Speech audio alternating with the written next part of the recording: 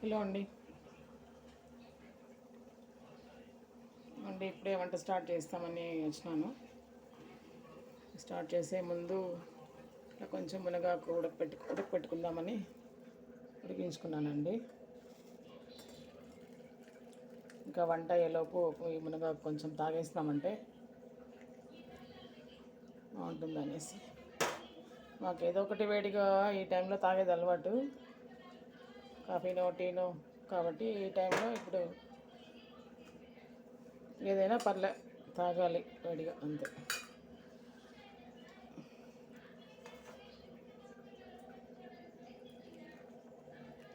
కాఫీలు టీలు తాగే బదులు ఇట్లాంటివి అలవాటు చేసుకున్నామంటే మనకు కొంచెం బెనిఫిట్స్ బాగుంటాయి. కాబట్టి ఇట్లా ఇది ట్రై చేస్తాము. ఇంకోండి, వంటకైతే పప్పు మునగాకు, పప్పు టమాటా కడిగి పెట్టుకున్నా.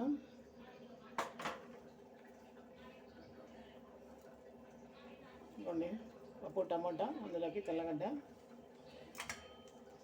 ఇంకోండి చింతపండు, ఉప్పు, ధనియా పౌడర్,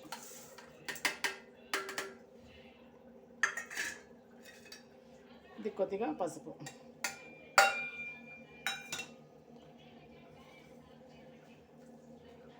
బాగుంటుందండి మునగాకు పప్పులోకి మునగాకు పప్పు చాలా టేస్టీగా ఉంటుంది.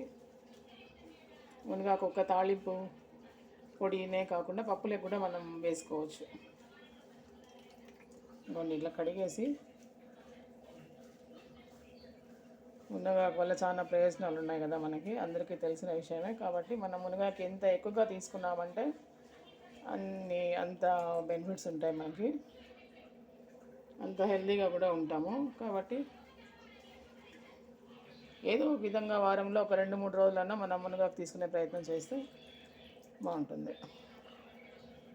కొంతమంది పప్పులోకి వేస్తే పప్పు ఎట్లా ఉంటుందో ఏమో, చేదుగా ఉంటుంది అట్లా అనుకుంటారండి. ఒగరుగా ఉంటుంది, చేదు ఉంటుంది అనుకుంటారు. అట్లా ఏం లేదు, మునగాకు పప్పు బాగుంటుంది.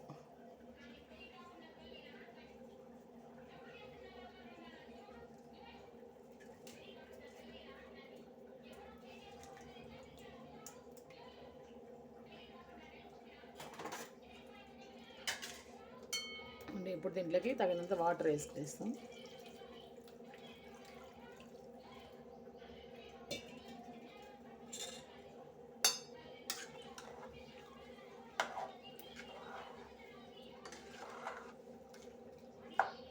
వేసుకొని ఒక 4-5 విజిల్ కూడా పెట్టుకునేసేయచ్చండి, బాగా మెత్తగా ఉడికిపోతుంది.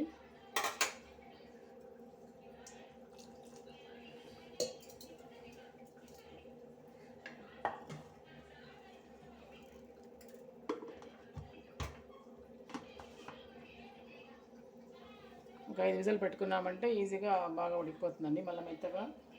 దాన్ని మళ్ళీ దించేసి మనం మామూలుగా పోపు పెట్టుకో. ఆనియన్, కొద్దిగా కరివేపాకు, కొద్దిగా ఒక 2 ఎండుమిర్చి వేసి పోపు పెట్టుకోవడమే అండి, బాగుంటుంది.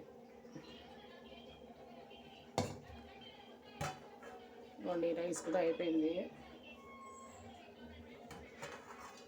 రైస్ కూడా అయిపోయిందండి. రైస్ కూడా ఇంకా విజిల్ వస్తే పప్పు ఎనిపేసి పోపు పెట్టుకుంటాను, అయిపోతుంది. అంతవరకు ఈ మునగాకు వాటర్ అయితే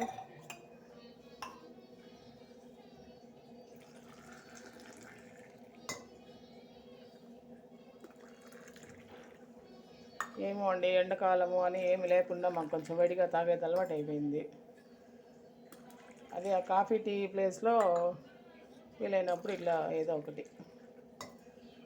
ఇలాంటివి తీసుకున్నామంటే మనకి ఇంకా ప్రయోజనం ఎక్కువ ఉంటుందని తీసుకునేస్తాం.